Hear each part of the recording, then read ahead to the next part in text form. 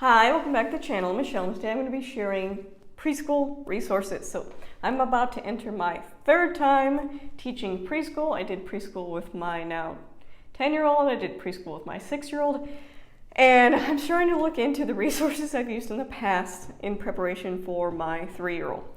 So I'm going to share what I've used in the past and then some of the things that I'm thinking about incorporating with my last child. So this will be my last time teaching preschool. I'm pretty excited about that.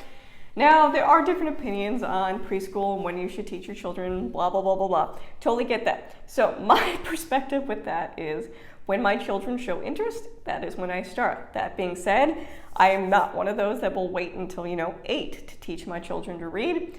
We will start at 5 if they have not shown any interest, and that's just personally how we do it.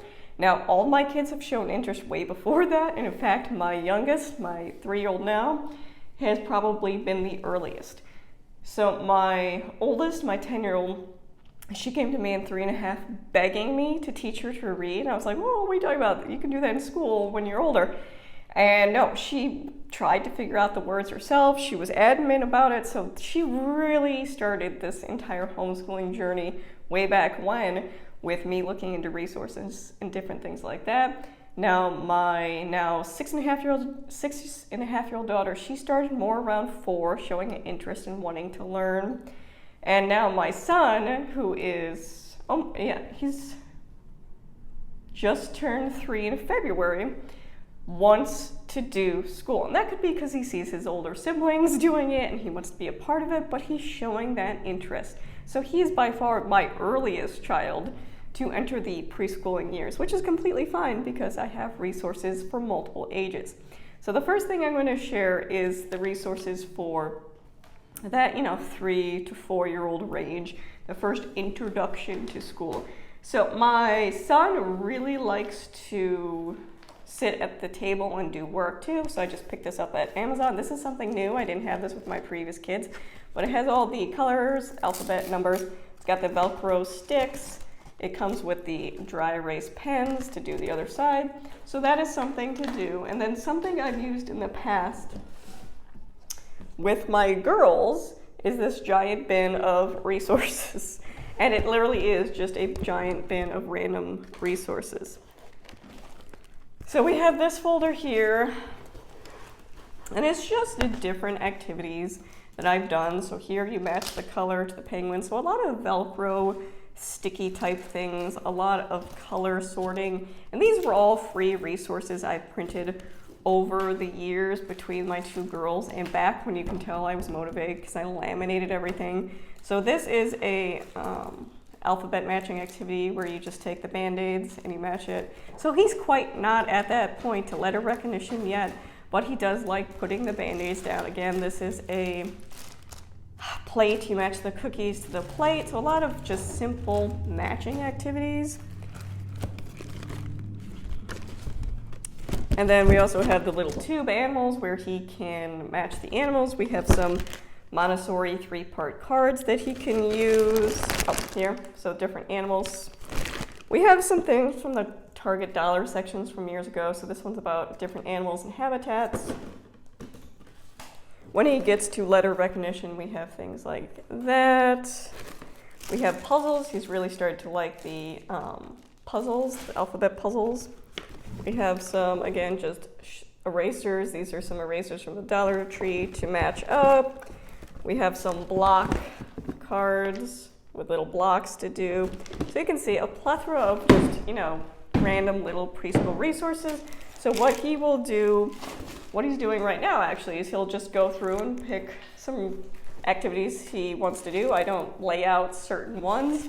In fact, if he likes to do a lot of them, probably 4 or 5 of those activities a day, and that's completely fine. It's starting the basic skills that he needs. One of the things we did incorporate was a calendar, and that's just because I found it clearanced out at a local consignment shop.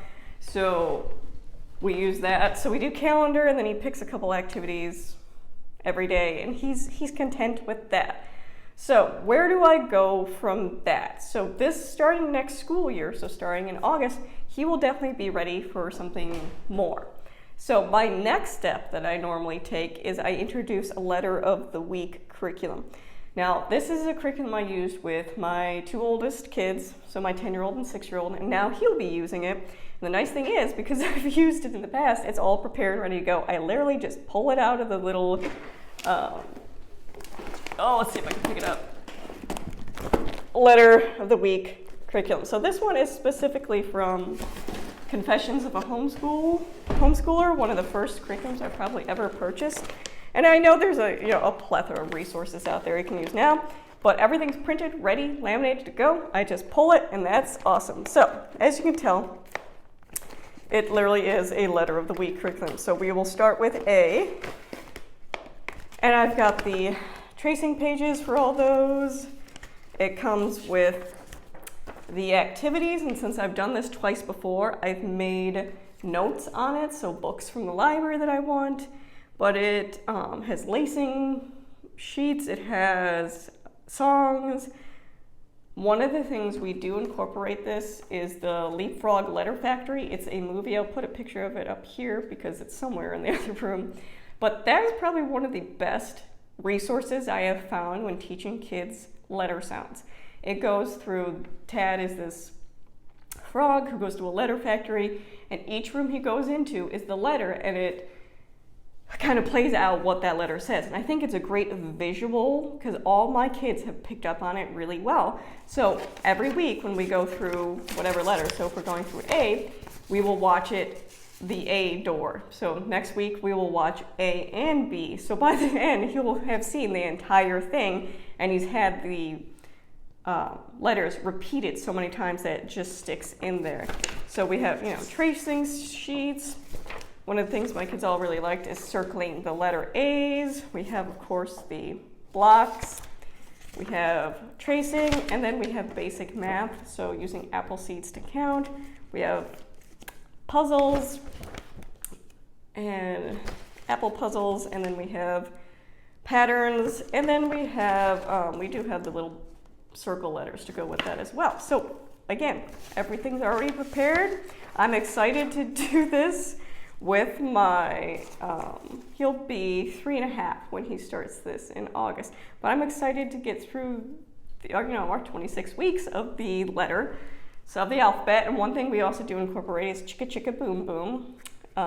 We do have the book and all that, and we do have the CD that goes with it. But, so for when we're doing A, we go through and it's Monday through Friday, so the entire week, we're going through our different activities, our crafts, all that fun preschool stuff. And at the Friday, we get the letter can't find A on here.